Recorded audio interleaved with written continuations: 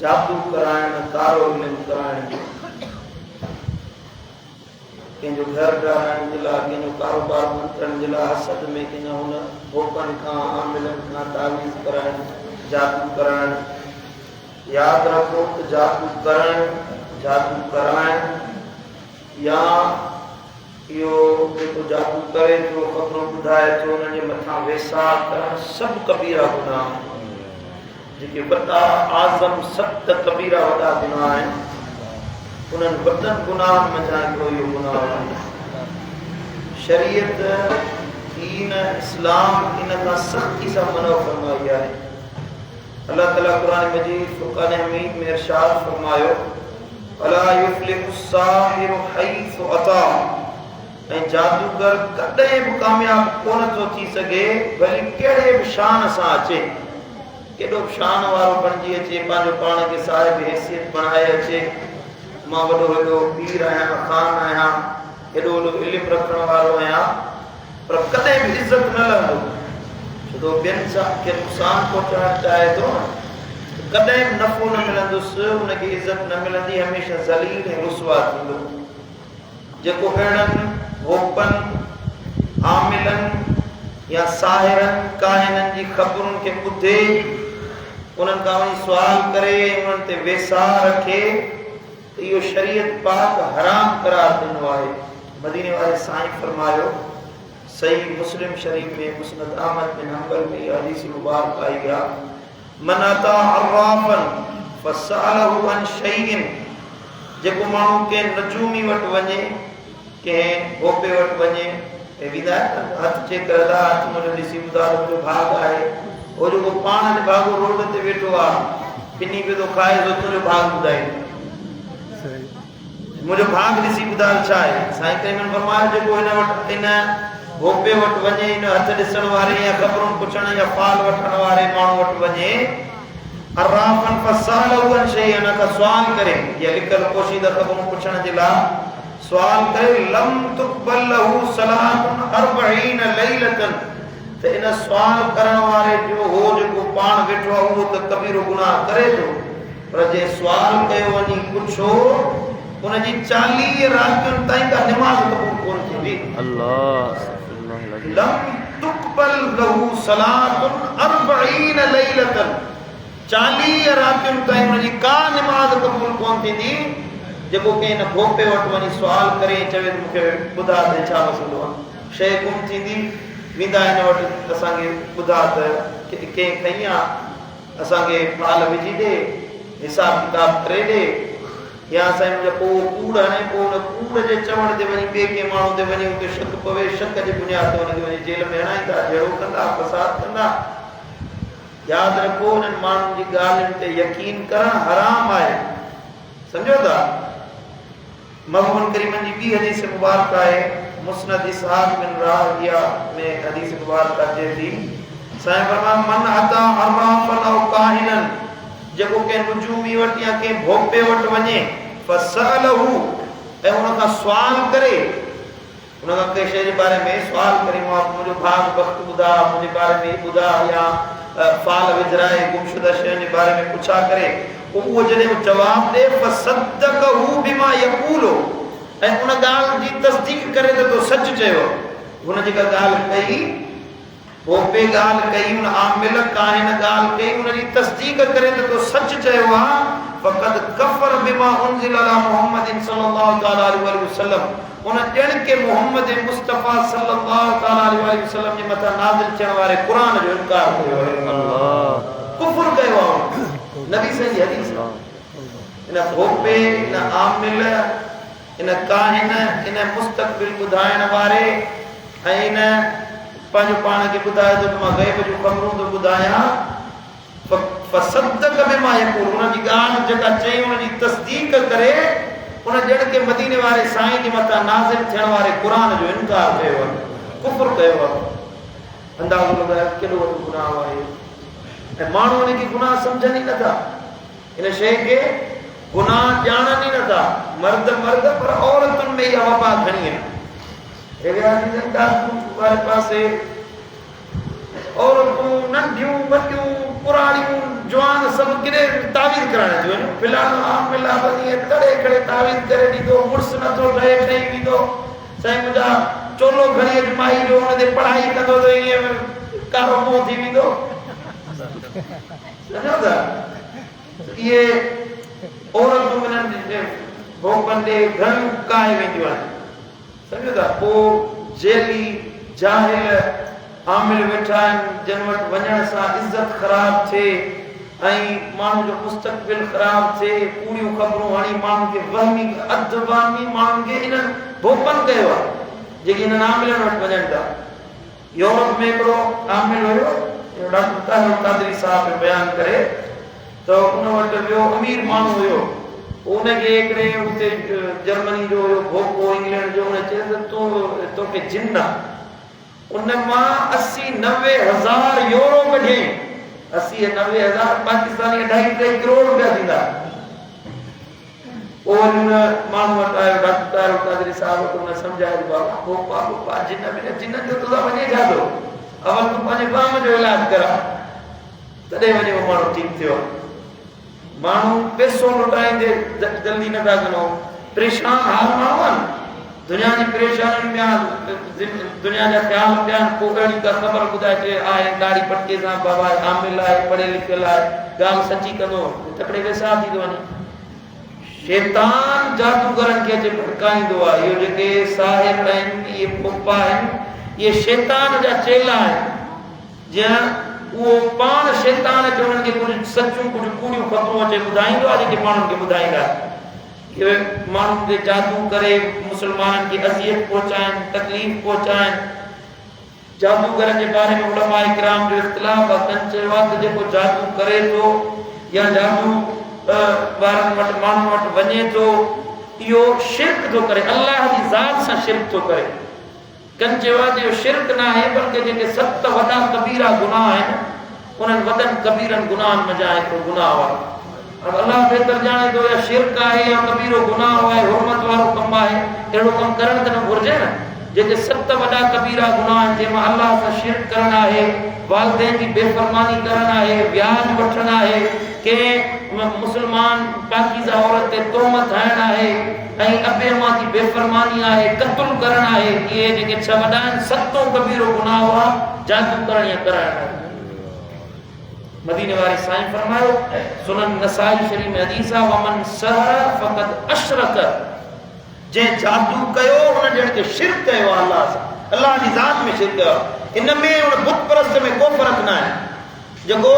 राम कृष्ण हनुमान जी पूजा तो करे पियो इन में इन जादूगर वट वञण ऐं जादू कराइण वारे में को फर्क ना है जड़ो हो मुशरिक है जड़ो हे मुशरिक है अल्लाह ताला कुरान मजीद में जादूगरन का पनाह घुरण जी दुआ सिखारी है एड़ो बदबख्त जेके मुसलमानन ते सहर कन था तावीज़ कन था कारो इल्म कन था अल्लाह जे कुरान दुआ सिखारी है व मिन शर्रिन नफ़ासात फिल उक़द ऐं गंढियुनि में फूकींदड़ औरतुनि खां मुंहिंजा मौला इन जे शर खां मां तुंहिंजी पनाह थो घुरां असांखे महफ़ूज़ रखजांइ या दोस्तो त पंहिंजो पाण खे इन्हनि बुरियुनि आदतुनि खां ऐं इन्हनि बुरनि माण्हुनि खां बचायो पंहिंजे मुआशरे खे बचायो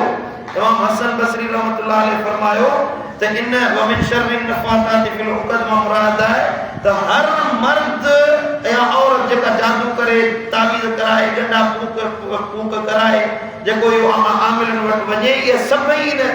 शिरक में शामिल आहिनि गुनाह में शामिल आहिनि ऐं अल्लाह जे हबीब नबी मुजीब सल्लल्लाहु तआला अलैहि वसल्लम त सुनन तिरमिज़ी शरीफ जी हदीस आहे ईअं फरमायो आहे हद्दु साहिर दरबतुन बिसैफ जेको जादू करे कराए उनजी सज़ा इहा आहे जो उनजो सिर तलवार सां कलम कयो वञे तलवार सां उनखे मारियो वञे जेको जादू करे या दोस्तो त जादूगर फसादी हूंदो आहे घरनि क़ौमुनि बिरादरियुनि में फसाद पैदा कंदा आहिनि चङा भला जादू हक़ आहे हक़ीक़त आहे जादू जो असर थींदो आहे माण्हू जे मथां बुरे जादू हिकिड़ो नज़र जो अल ऐनुल हक़ुन नज़र हक़ आहे जादू हक़ आहे माण्हू जो ठहियल ठुकियल घर तबाह थींदो आहे ठहियल ठुकियल कारोबार बर्बाद थींदो आहे सुठो ज़ाल मुड़ुस पाण में मोहबत रखनि था उल्फत रखनि था हुननि ते को तालीम करे जादू करे हुननि में विछा पैदा कराईंदा आहिनि इन जादू का बचण चाहियो था तो उन जे ला ब दस तवा के ॼाण थो सुभान जेके मदीने वाले साईं सेखारिया सुभान हिकड़ो त मुकम्मल तौर जादू का बचण जो तरीक़ो आहे जेकॾहिं जादू का को माण्हू बचण चाहे थो त उन ते असर न थिए न नज़र असर करे न कंहिंजो हसद असर करे न कंहिंजी जो जादू असर करे न तावीज़ असर करे अल्लाह उनखे महफूज़ रखे उन जे लाइ हिकिड़ो वज़ीफ़ो आहे अल्लाह जे हबीब अरबी मजीद जे तालीमात में जा सूरह तौबा है उन जी आखिरी आयत सूरह तौबा जी तवज्जो मुड़िया सूरह तौबा जी आखिरी आयत जेका इन तवल्लो फकुल हस्बी अल्लाह ला इलाहा इल्ला हु अलैहि तवक्कलतु व हुवा रब्बुल अर्शिल अज़ीम फ़इन तवल्लो फकुल हस्बी अल्लाह ला इलाहा इल्ला हु अलैहि तवक्कलतु व हुवा रब्बुल अर्शिल अज़ीम रोजानो सुबह जो ऐं शाम जो 7 दफा पढ़ी या 11 दफा कर लिखियो आहे 7 असाने क़िबला आलम फरमाइंदा आहिनि 7 दफा अॻियां पोयां 3 दफा दुरूद शरीफ पढ़ी 7 दफा या आयत मुबारक पढ़ी पंहिंजे हथ ते शुकारियो पोइ पंहिंजो हथ जेसी जिस्म ते पहुचे थो उस ताणी सॼे जिस्म ते घुमाए छॾियो सुबह जो फजर नमाज़ पढ़ी रात जो इशा नमाज़ पढ़ी यो विर्द कयो अल्लाह तव्हां खे हसद खां जादू खां बदनज़री खां हादसन खां मुसीबतुनि खां ज़मीनी आफ़ात खां आसमानी आफ़ात खां कुल्लियतन पंहिंजी हिफ़ाज़त में रखे छॾे सुभान अल्लाह को केॾो वॾो जादूगर छो न हुजे तव्हांजे वार खे फिको इंशाअल्लाह करे कोन सघंदो इहो आहे हिन जादू अञा कयो न वियो पर जेकॾहिं कंहिं ते जादू थी वञे को कंहिं ते तावीज़ करे जादू करे बदनज़री लगे तो उन जे लाइ इहो इलाज इहो आहे त माण्हू पहिरियां मुअव्विज़तैन कुल अऊज़ु बिरब्बिल फलक कुल अऊज़ु बिरब्बिन नास ये 2 सूरतूं आहिनि रोज़ानो 3 दफ़ा सुबह जो 3 दफ़ा शाम जो पढ़ी पाण ते शुकारे या त ये प्लेट ते लिखी प्लेट जी असासर थींदी आहे चांहि वारी उन ते लिखी उनखे धोई उहा पाणी पीए सूरत कुल अऊज़ु बिरब्बिल फलक कुल अऊज़ु बिरब्बिन नास साईं करीम सल्लल्लाहु अलैहि वसल्लम हज़रत सैयदना हसनैन करीमैन इमाम हसन हज़रत इमाम हुसैन रज़ियल्लाहु तआला अन्हुमा बे नंढड़ा हुया त महबूबन करीमन इहे 2 सूरतूं लिखाए उन्हनि खे तावीज़ तौर गिची में पढ़ायो जॾहिं ते को नज़र असर न करे हसीन महजबी शहज़ादा हुया सोना बचड़ा हुया नबी जा बच्चा सोना हूंदा न हसीन शहजादा हुया त मता कंहिंजी नज़र लगे कंहिंजो बदनज़री को बदख्वाह माण्हू उन्हनि ते के नुक़सान न पहुचाए साईं मुअव्विज़तैन लिखाए शहजादनि जी गिची में पढ़ाया जेकॾहिं घणो असर थी वञे जादू जो त कंहिं अहिड़े बुज़ुर्ग अहिड़ो साहिबे असर साहिबे तसव्वुफ़ जेको हकीकी तौर ते अल्लाह ताला जो कोतरबान हुजे उन वटि इलाज जे लाइ वञो जे वटि सनद हुजे सनद याफ़्ता हुजे अॼुकल्ह सनद जे नाले ते घणा जाहिल वेठा आहिनि जा कल्ह जेको तव्हां ॿुधायो महबूबन करीमन फरमाया धोखेबाज़नि वटि न वञिजो धोखेबाज़ जेको धोखो कंदा सनद आहे पर जेके वज़ाइफ़ हूंदा आहिनि आमाल हूंदा आहिनि उन्हनि जे लाइ चिल्ला कटणा पवंदा आहिनि उहे वज़ाइफ़ करणा पवंदा आहिनि उन्हनि ते आमिल थियणो पवंदो आहे हिकिड़े वज़ीफ़े जी ज़कात अदा थींदी आहे इहो ॾिघो प्रोसेस आहे को वक़्तु लॻंदो आहे कुझु वज़ाइफ़ अहिड़ा हूंदा आहिनि जंहिंजो वक़्तु हूंदो आहे उन्हनि जो टाइम हूंदो आहे इहे वज़ीफ़ा जेको पढ़ंदो उन जो उल्टो असरु थींदो आहे हिकिड़ो माण्हू वज़ीफ़ो बि पढ़े हिते असांजी दरगाह ते मूंखे यादि आहे वज़ीफ़ो बि पढ़े दरगाह शरीफ़ में सो इहे चिन्न हुजनि ॾाढा पादर आहिनि हुते रोड जे ॿाहिरां उछलाए आया हुआसीं हिते दरगाह में असांजे अखियुनि जे साम्हूं जी ॻाल्हि बुरो वज़ीफ़ो कंहिंजे बुराई चाहिण जे लाइ वज़ीफ़ो करे उनजो बुरो असरु थींदो आहे सो वज़ाइफ़ औरात जेके जादू खे लाइण वारा आहिनि उन्हनि जो हिकिड़ो तरीक़ेकार हूंदो आहे हर कंहिं वटि उनजो असरु न हूंदो आहे न को उन्हनि वटि अहिड़ी हैसियत ऐं क़ुवत हूंदी आहे जो उन्हनि खे संभाले सघे अहिड़ो माण्हू जेको साहिब असर हुजे रूहानियत वारो अल्लाह ताला सां तअल्लुक़ क़ाइमु करण वारो हुजे जेकॾहिं घणो असरु आहे तव्हांजे पंहिंजे औरात वज़ाइफ़ क़ुर पढ़ण सां उनजो असरु नथो लहे त पोइ तव्हां उन्हनि बुज़ुर्गनि वटि वञो उन्हनि खां इलाज करायो घर में जेकॾहिं जादू अची वञे या साईं मुंहिंजा जिन्नात जो असरु हुजे उन जे लाइ मदीने वारे साईं सेखारियो आहे त को सुठे आवाज़ में क़ुर पढ़ण वारो माण्हू घर में विहारियो जेको वॾे आवाज़ सां सूरह बक़रा जी तिलावत करे। पहिरीं सूरत जेका सूरह बक़रा उन जी तिलावत करे 3 ॾींहंनि ताईं तव्हां पंहिंजे घर में दरियूं खोलाए ऐं को घर जे विच में उनखे विहारियो क़ुर पढ़ण वारे जेको वॾे आवाज़ सां तरन्नुम सां क़ुर मजीद पढ़े। भला हाणे ॿियो केरु कारी न आहे, तव्हांजे मोबाइल में त आहे न भला कारी आहे, उन्हनि जी किरात आहे, उहा तव्हां हलाए छॾियो त इंशाअल्लाह घर में तव्हांजे में जेकॾहिं को जिन हूंदो, को आसीब हूंदो, को असर हूंदो, सूरह बक़रा जे सदके क़ुर जे सदके अल्लाह तव्हांखे उन खां निजात ॾेई छॾींदो। सुभान अल्लाह। पंहिंजे घर में ख़ुसूसन क़ुर मजीद जी तिलावत ज़रूर कयो। क़ुर जी तिलावत जे घर में न थींदी आहे उन घर में माण्हुनि बचनि में डप पैदा थींदो आहे, ख़ौफ़ पैदा थींदो आहे, नंढा ॿार ड्रिजंदा आहिनि, शिरक भरींदा आहिनि ऐं साईं मुंहिंजा हुननि ते नज़र असर कंदी आहे, जिन आसीब जो ऐं जादू जो असर थींदो आहे उन्हनि घरनि जे मथां जे घर में क़ुर जी तिलावत न थींदी आहे। तव्हां न आहियो घर में त पंहिंजी नियाणियुनि खे चओ, घरवारी खे चओ, अमड़ खे चओ त उहा बि घर में क़ुर जी तिलावत करे। क़ुर जी तिलावत करण सां इहे जेके बुरा असरात आहिनि अल्लाह उन्हनि खे महफ़ूज़ करे छॾींदो ऐं जेके बुरा वज़ीफ़ा आहिनि कंहिंखे नुक़सान पहुचाइण वारा उहे वज़ीफ़ा न कयो। भले में भलो वज़ीफ़ो अल्लाह जो ज़िक्र आहे, रब जो ज़िक्र आहे, मदीने वारे साईं जे मथां दुरूद पढ़णु आहे। पोइ तव्हांखे रमज़ान जे में खोड़ सारी अहिड़ियूं ॻाल्हियूं जेके मदीने वारे साईं सेखारियूं इहे तव्हां इहे वज़ीफ़ा कयो। बाक़ी साईं असां मोकलास खे था झलियूं, जिन्ननि खे था काबू कयूं ऐं साईं मुंहिंजा हे वज़ीफ़ो कंदासीं त ईअं माल जा ढेर लॻी वेंदा, माल जा ढेर थियनि हा त इहे कई गोपा वेठा आहिनि, आमिर वेठा आहिनि, वीचारा पाण पिन ते गुज़ारो था कनि पिया। सम्झो था हले ख़ुदा वज़ीफ़नि सां असर कोन थींदो आहे। जेको वहे सो लहे, जो महिनत करे कोशिश करे उनखे अल्लाह ताला असर ॾेखारे थो। इन करे क़ुर ते यकीन रखो, बसि अल्लाह ते भरोसो रखो, क़ुर सां दिलि लायो, अल्लाह ताला जादू खां बुरनि असरात खां तव्हांखे महफ़ूज़ रखंदो। अल्लाह ताला शाह अमल की तौफ़ीक़ अता